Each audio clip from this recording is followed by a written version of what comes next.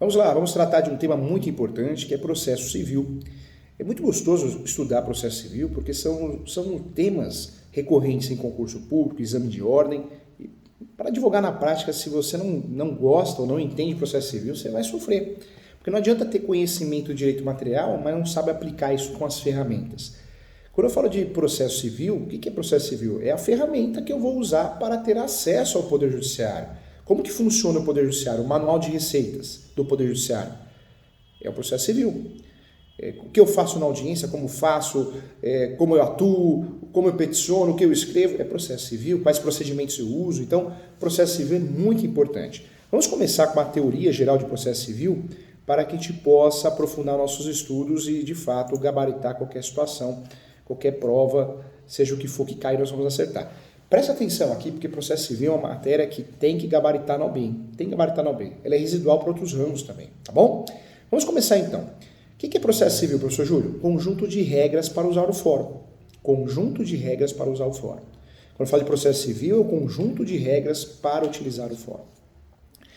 Nós temos o conceito que é objeto de estudo, é objeto de prova de OAB, a lei processual no tempo.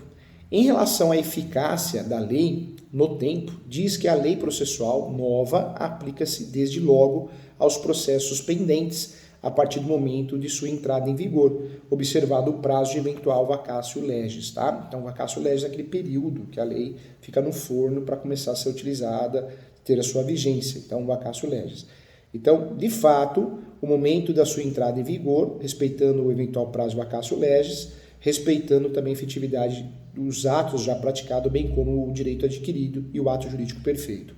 Em relação à lei processual no espaço, como que funciona isso?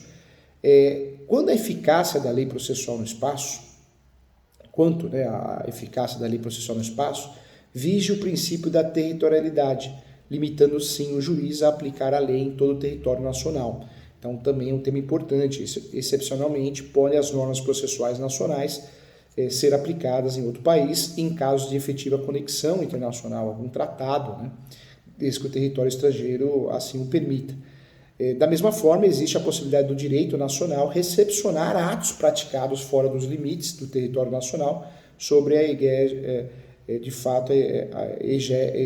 egide do direito estrangeiro, como, por exemplo, nos casos de homologação das sentenças estrangeiras pelo Superior Tribunal de Justiça. Superior Tribunal de Justiça que vai homologar sentenças estrangeiras, né? Então, importante aqui.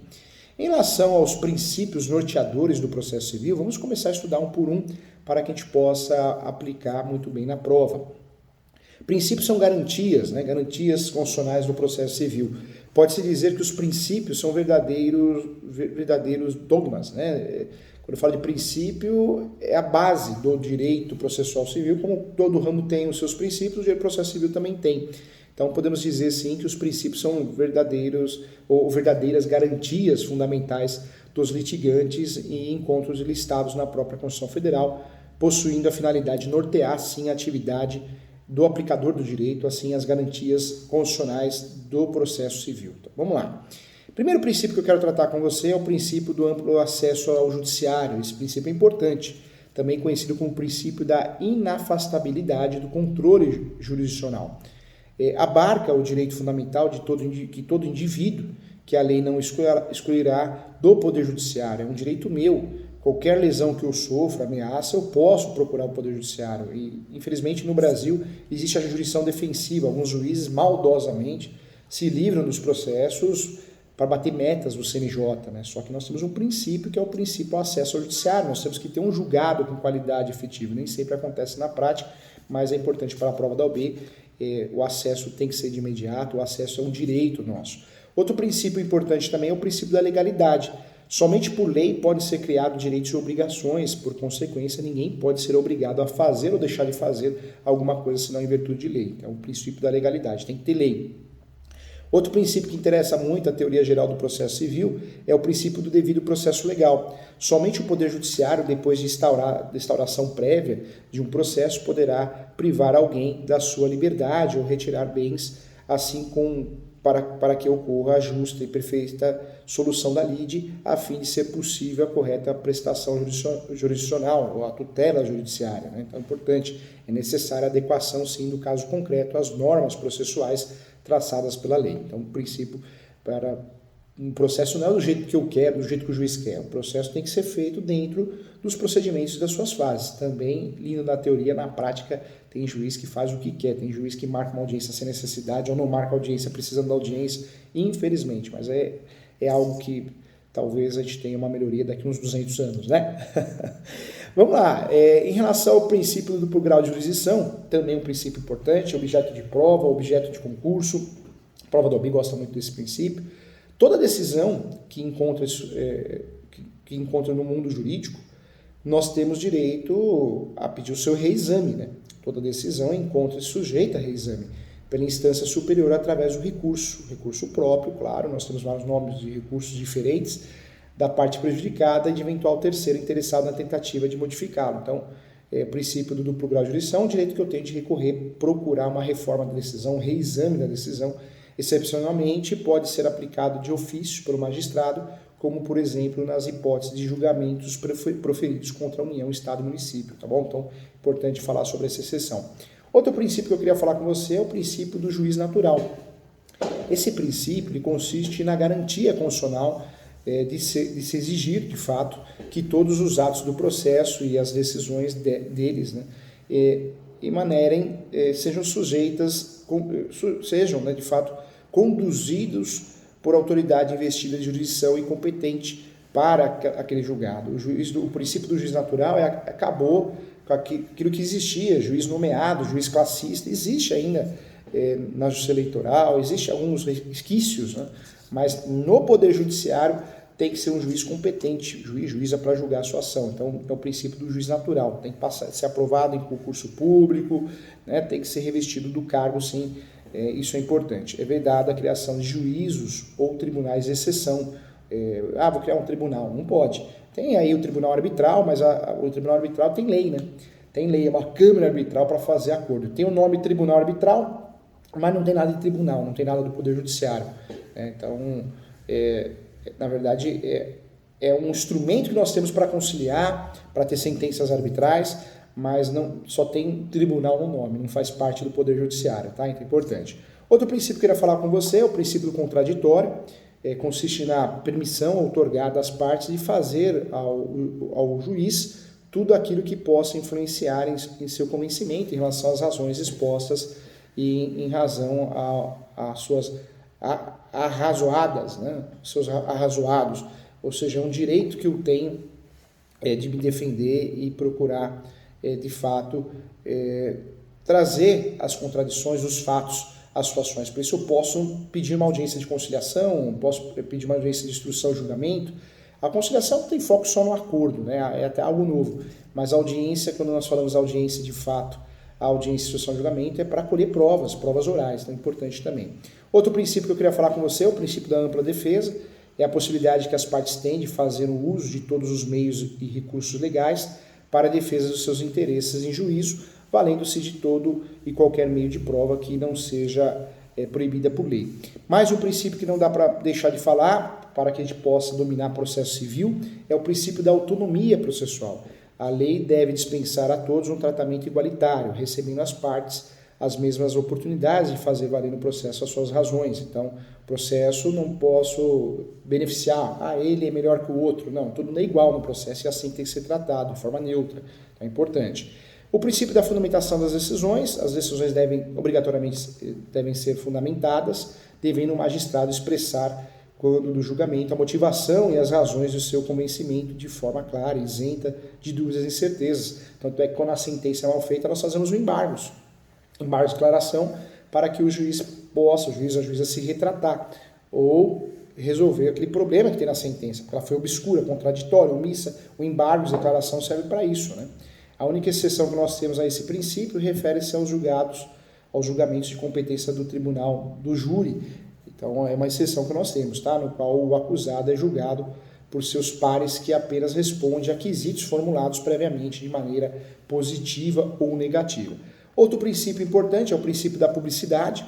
dos atos processuais. Em regra, o processo é público, todo mundo tem acesso, eu posso ver, eu posso encontrar na internet, no site do TJ, exceção algumas situações que são de segredo de justiça, como casos de família, direito de família, divórcio, separação, alimentos, envolve menor, atos vexatórios, aí nós temos aí a exceção. Mas, em regra, todos os atos praticados em juízo são dotados de efetiva publicidade, no sentido de se permitir uma fiscalização popular dos atos processuais praticados tanto pelas partes quanto pelos envolvidos na estrutura do julgamento. Tá? Então é importante. E o princípio da efetividade do processo e direito à sua razoável duração, também é um princípio importante, não poderíamos deixar de lado.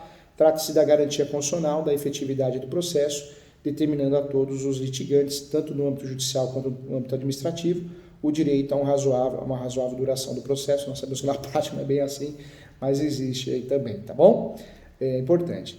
Garantias gerais internas, né, são consideradas garantias inerentes à própria relação processual e encontram-se previstas tanto na legislação específica do CPC quanto a extravagante, que são elas. Quais são essas garantias gerais internas? Então, atenção aí que eu vou falar de alguns conceitos importantes.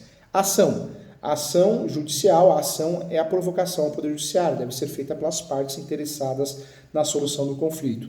Disposição, liberdade concedida pela lei à parte para escolher a ação que pretende produzir. E a verdade formal, o juiz deve se manter relativamente equidistante, né, das partes, tanto a estas oportunidades de fazer suas provas. É importante. Livre convencimento motivado, o juiz é livre para decidir, mas tem que motivar. Outro ponto que eu queria tratar com você, outro conceito, é a lealdade processual. A boa-fé objetiva deve imperar em relação aos atos processuais das partes, impondo a lei, a probidade e a moralidade de todos aqueles que se encontram envolvidos com o processo.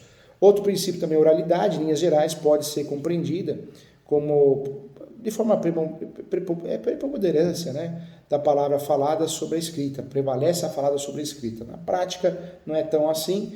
Acontece um pouquinho com mais abertura no juizado especial civil, na justiça do trabalho também, né, também prevalece, mas esse princípio é importante você saber.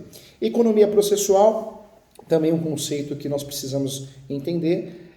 Apesar das formalidades dos procedimentos estabelecidos na lei processual, a atividade processual deve ser efetivada atendendo a critérios de baixo custo, atingindo o seu objetivo de maneira mais rápida. Então, economia processual, porque eu vou fazer duas ações, eu faço uma ação com os dois pedidos. Essa seria a lógica, a ideia. Nem sempre acontece assim. Você faz uma ação de divórcio e talvez o juiz ou a juíza peça para separar a parte de alimentos, a parte de visita, a parte de guarda, porque vai alegar que tem leis próprias. Por que não usar na mesma, como alguns estados fazem, outros não fazem? O Brasil é muito grande, nós não temos um parâmetro, então é importante falar sobre isso. Queria falar com você agora, nesse momento, para mudar um pouquinho, saindo dessa teoria mais pesada e indo para uma teoria mais leve. Vamos falar sobre jurisdição, as considerações gerais, isso é muito importante, também é objeto de prova na prova da OAB. Jurisdição é um dever poder difuso que está na mão ou nas mãos dos magistrados, da magistratura, né? Consiste em dizer o direito, no caso concreto, solucionando a lide ou conflito, solucionando a lide ou conflito, resolvendo a situação. Quando nós falamos de jurisdição, gente, eu estou falando aqui, o juiz ele só pode atuar na jurisdição dele, cada um no seu quadrado. Não tinha uma música assim? Ado, cada um no seu quadrado. Então o juiz não pode julgar trabalhista, criminal, não, ele vai julgar o que ele é competente, a jurisdição dele, dentro da jurisdição dele, o juiz, a juíza, né, os magistrados. Quando eu falo de jurisdição, o que eu quero trazer para vocês? Existem algumas características da jurisdição e essas características podem ser objeto de prova e da vida prática. A primeira característica que eu trago para você é o caráter substitutivo. Ao exercer a jurisdição por meio de seus agentes, o Estado substitui as partes na resolução do conflito, impondo sua vontade ao autor, ao réu e aos terceiros intervenientes. Então é importante. Em relação à existência de lide, ou conflito de interesses é outra característica da jurisdição, pois é exatamente a não satisfação da sua pretensão, da pretensão de alguém que leva o autor a buscar o Poder Judiciário, porque ele quer resolver esse litígio, né? Ele quer que seja resolvida essa situação. É importante também. Inércia. A jurisdição, gente, também é dotada de inércia, uma vez que desempenha tão somente após a provocação do interessado por meio do exercício do direito de ação. Então é importante. Outro ponto também, a chamada definitividade, tá? Definitividade. Trava a língua também, então definitividade. Pronto, não trava mais a língua. Por fim, a jurisdição é caracterizada pela definitividade, que trava a língua, uma vez que esgotados os recursos contra a decisão judicial, essa se torna imutável, insuscetível de ser rediscutida, né, no processo em que foi proferida. É a chamada coisa julgada formal, ou em qualquer outro processo, coisa julgada material. Então, importante, tá? Alguns princípios inerentes, gente, à jurisdição também eu quero falar com você aqui. Temos que trabalhar esse assunto, temos que tratar também, muito importante. Em relação à investidura, o princípio da investidura impõe que a jurisdição seja exercida por magistrado, ou seja, por alguém que tenha sido aprovado em concurso público e regularmente empossado. A aderência, o princípio da aderência determina que cada juiz exercerá a sua jurisdição, como eu já tinha explicado, dentro dos limites territoriais da sua comarca, desde que o juiz estadual ou de sua seção judiciária, desde que juiz federal, sob pena de incompetência. Outro princípio da jurisdição também, indelegabilidade. A indelegabilidade, também trava a língua, indelegabilidade, é o princípio muito importante de jurisdição. É um princípio eficaz e objeto de muitas provas. O princípio da indelegabilidade, né, trava a língua, é aquele que veda, proíbe, de fato, a delegação das atribuições do Poder Judiciário a qualquer dos outros poderes constituídos da República, bem como proíbe também os magistrados a delegação de seus atos para os quais possuem, né, competência para outros magistrados. Na prática, gente, é muito interessante, porque a indelegabilidade, eu não posso, juiz, me negar a julgar um caso que é meu, mas também não posso julgar um caso trabalhista, porque sou um juiz civil. Só que na prática o juiz põe o assessor para julgar, o assessora, né? É fogo, né? Coisas de Brasil. E outro princípio importante de jurisdição, gente, é inevitabilidade. O princípio da inevitabilidade é aquele que preconiza, assim, a sujeição das partes aos provimentos jurisdicionais. Isso significa dizer que as partes não podem evitar que os resultados dos processos, né, recaiam sobre sua esfera, a esfera de direito, tá? Outro princípio importante, inafastabilidade. O artigo 5º, inclusive da Constituição Federal, trata muito bem, afirma que a lei não excluirá da apreciação do Poder Judiciário lesão ou ameaça a direito. Desse modo, pode o juiz se recusar a prestar jurisdição? Não pode. A resposta é não. Não pode o juiz recusar a prestar a jurisdição àqueles que deduzem pretensões em juízo, ainda que diante de lacuna da lei, tá bom? Mais um princípio importante é o juiz natural, né? A pena será exercida no caso concreto por um magistrado indicado pela Constituição Federal e por normas infraconstitucionais como competente. Então é importante aqui. Legal, né? Então, mais um assunto aqui. Trabalhamos a teoria geral do processo civil e eu espero você na próxima aula. Um abraço.